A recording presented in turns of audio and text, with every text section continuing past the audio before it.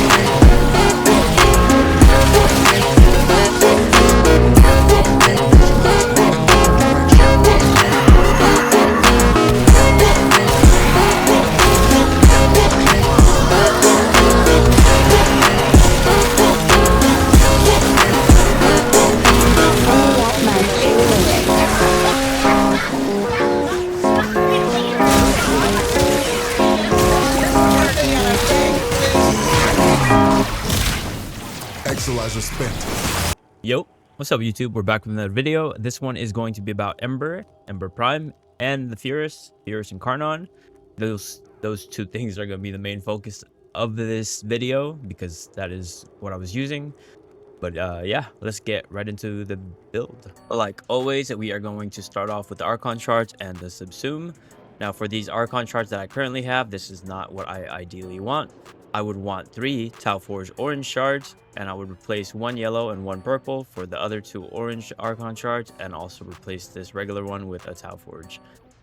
And then as far as this Subsume goes, we did Subsume Ember's 4th ability for Nourish, not just to help with the energy management, because you are going to be somewhat spamming Ember's abilities.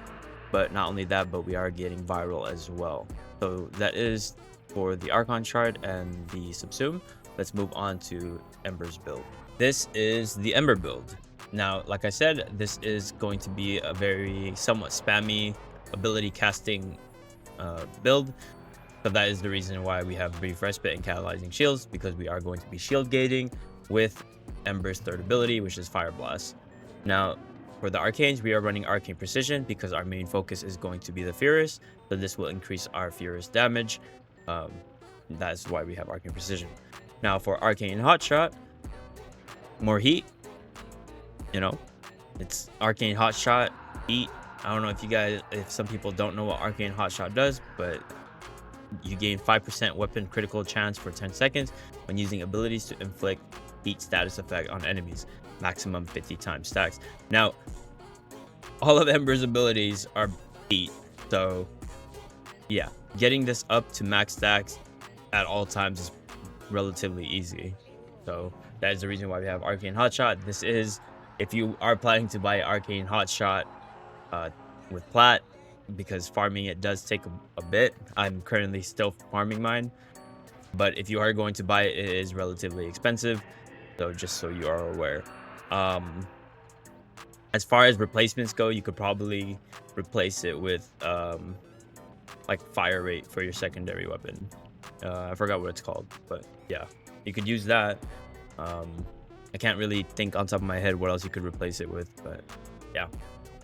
Now, as far as all the percentages go, we kind of split everything and didn't really hard focus on a specific thing. And let's talk about efficiency first. Now, the reason why we have streamline and efficiency at 130% because of streamline is because that like, since you are going to be spamming abilities and I didn't want to run out of energy, I kind of had this as like a just in case. Now, could you get to level cap and play level cap without it? Yes, you can. You can get rid of streamline if you want. If you do not want to use it, go ahead and get rid of it and put something else that you want to use. Now for duration, we have 155 through prime continuity, giving us that 55.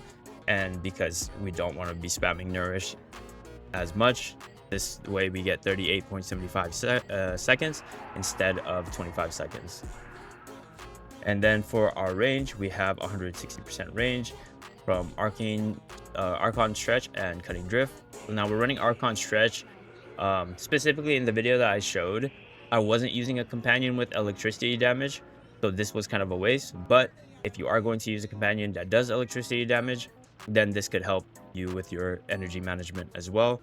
If not, then you could just put regular stretch on here to save you some capacity.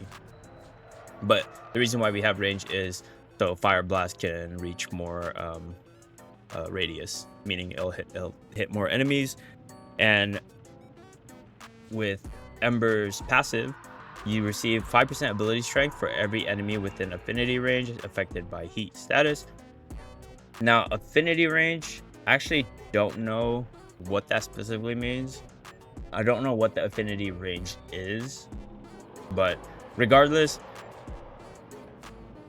we still need that range, because when it affects multiple enemies, we are getting overguard through healing flame, which is going to be the first augment we talk about. Fire blast, it is a fire blast augment. Each enemy hit heals by 25 to 50 depending on current emulation level.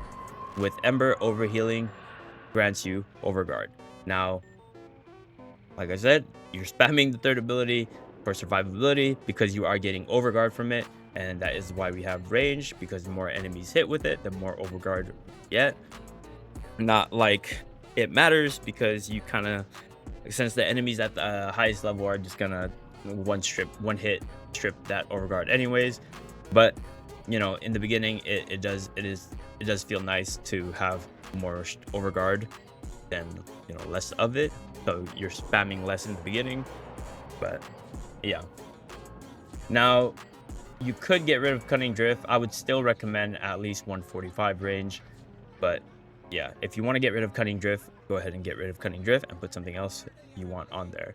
Now, the second augment we're going to talk about is Fireball Frenzy. This is going to be your first ability augment. Fireball augment, hold to cast, will grant all allies within 15 meters an additional 100% heat damage to their attacks for 40 seconds. Now, it says allies, but it also affects you. So yeah, even if you're running solo, you can cast this and you will get 100% heat damage to your attacks. Now, the video I showed in the beginning, I didn't use this at all, if I remember correctly, because I want to show that the damage that it does is already insane without using this. But if you want to do even more damage, then yeah, you can go ahead and activate the first ability. And yeah, this is the second augment, which is the first ability. You just hold the ability, and then you get that extra damage, which is 144%. That is the reason why we have strength for this, and then also for our overguard cap and health, overguard whatever thing, and then also with our nourish damage. That is the reason why we have 144 strength. Now, this doesn't have to be anything too insane, but if you want to increase this, because like I said, you can get rid of streamline and cutting drift. So if you want to put strength on there, you can go ahead and do that. And yeah, but that is pretty much Ember's build. There's probably like 2 or 3 things that you can change on here and it'll work fine. And honestly, like I said, yeah, 2 to 4 things you can change on here and it'll be fine. You can run level cap relatively comfortably, I would say, if you're combining it with the Furis. I haven't really tried it with any other weapon, but I'm pretty sure if you just run it with another heat status type of weapon, it will do fine.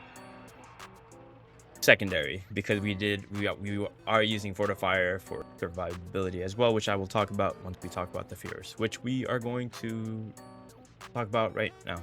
So this is the Furis build, Furis Incarnon.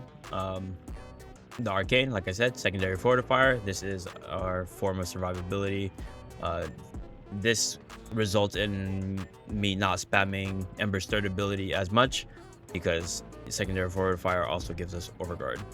Now the main focus here is going to be our heat damage. That is why we have prime heated charge, scorch, and we have pistol elementalist. And then we are also focused on our crit chance and our crit damage. That's why we have prime target cracker, prime pistol gambit, and then lethal torrent. For fire rate and multi-shot, same thing with galvanized diffusion, multi-shot, and then galvanized shot, which will give us status chance. And yeah, these are the stats. So main focus is going to be heat. I mean, I feel like that is kind of how you build Furis Incarnon anyway, is just focus on heat. And then we are also getting viral due to nourish. So we are doing viral and heat on enemies, which is why we do a fuck ton of damage. And that's, you know, even like I tried to show it in the video. I'm not sure if anybody caught on, but I would hit a Thrax for like less than a second or 2 seconds, and then I would just let the tick damage kill it, just to show you the insane amount of tick damage it does. And that was just like off of like one tick. Now like so, and it's gonna keep ticking until the status runs out of the enemy. So yeah, I was just trying to show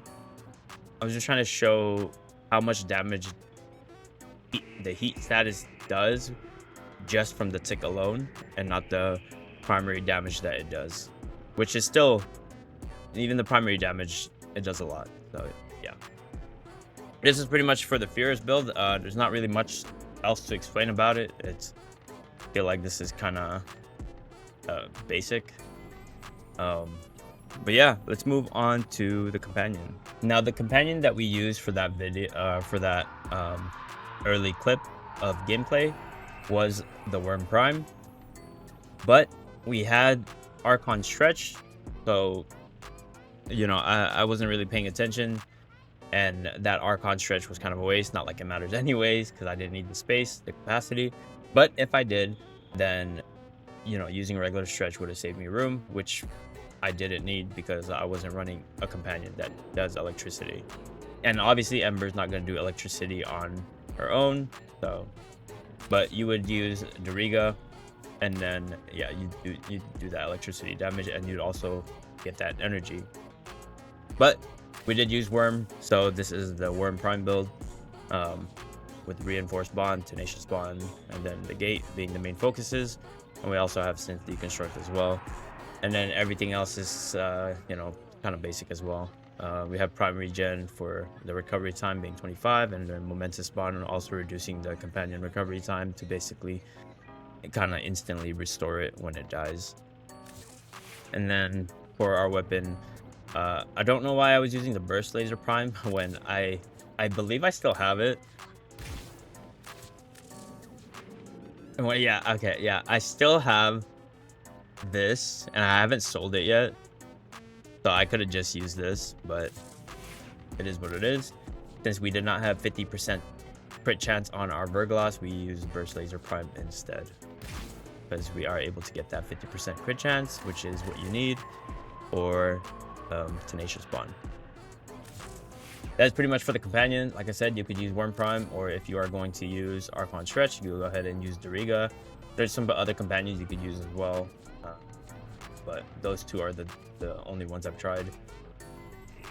I think I've tried Nautilus as well, but yeah. All right, moving on to the melee. We are using Praetos. This is just a movement stick. Build doesn't matter. The Incarnon evolutions, which is, if you need to see it, it's right here. Evolution 2, 3, 4, and then 5.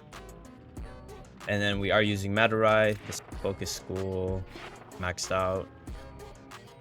And then, oh, yeah, I finally almost finished up the way bounds. And then for our, I don't know why it always does that, but for our amp, we are using that 60% damage to amps, 60% amp multi-shot, 30% void mode efficiency, 60% amp critical chance, and 12% torrent strike initial charge.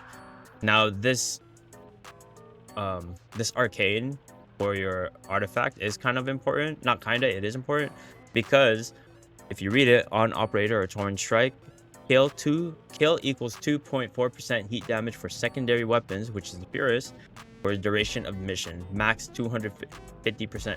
This is for duration of mission, so forever, how long you're going to decide to stay on a level cap, that you're gonna have this buff the whole time once you max it out, which is 250%.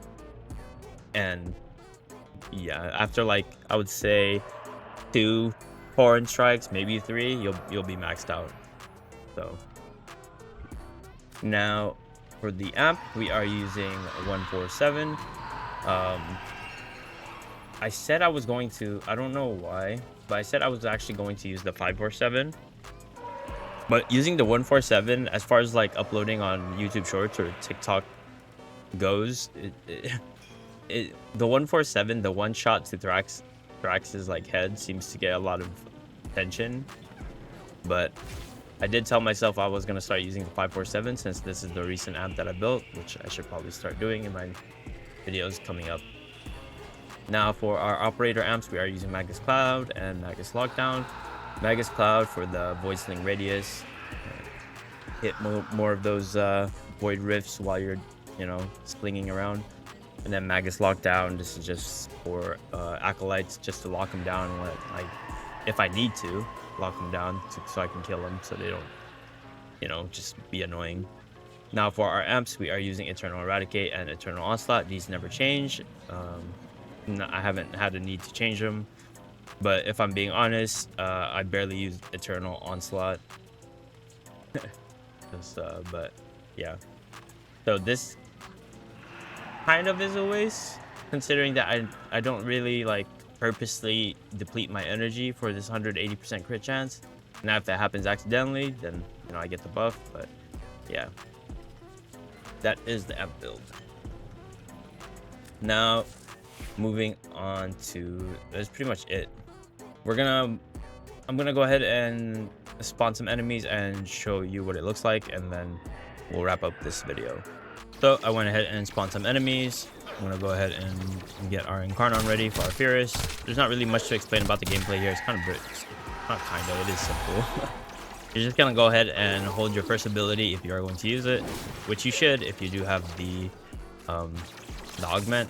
And then you're gonna go ahead and get that buff. Is right here, Fireball Frenzy. So 144%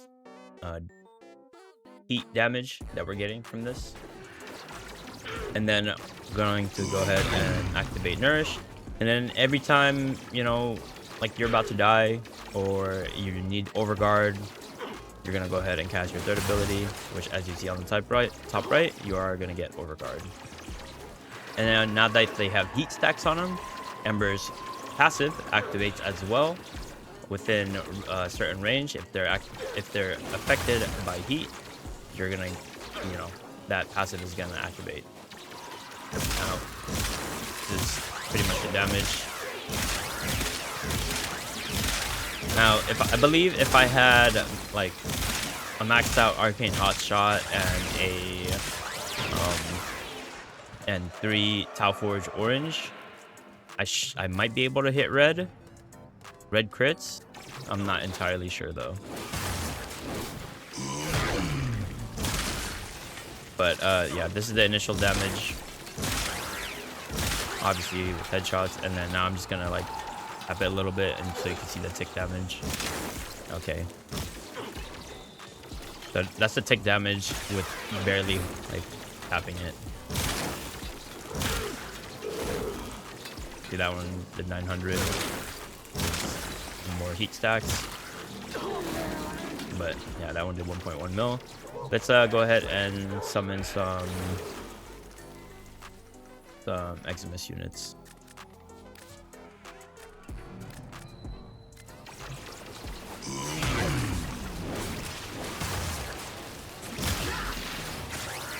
So 1.4, 1.7 on the heat ticks. Initial damage, 6 mil heat tick.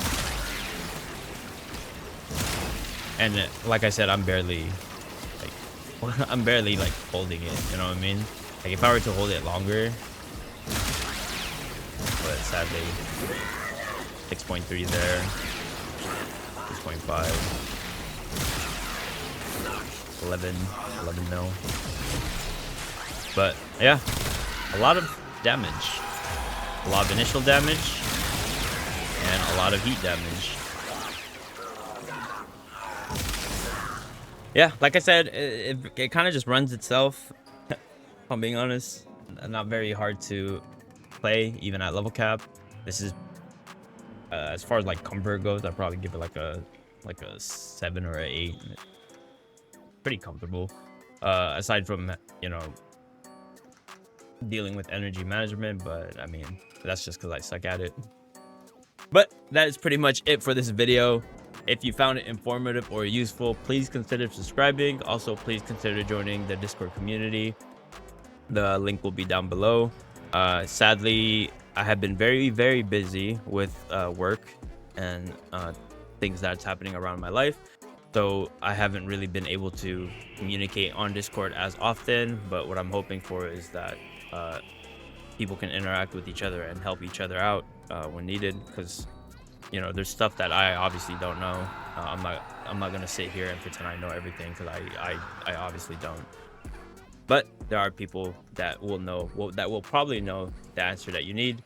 So if you ever need help with something, then you can go ahead and ask on the Discord, and then hopefully someone will answer. If not, maybe I will be able to help you out when I eventually get to read it.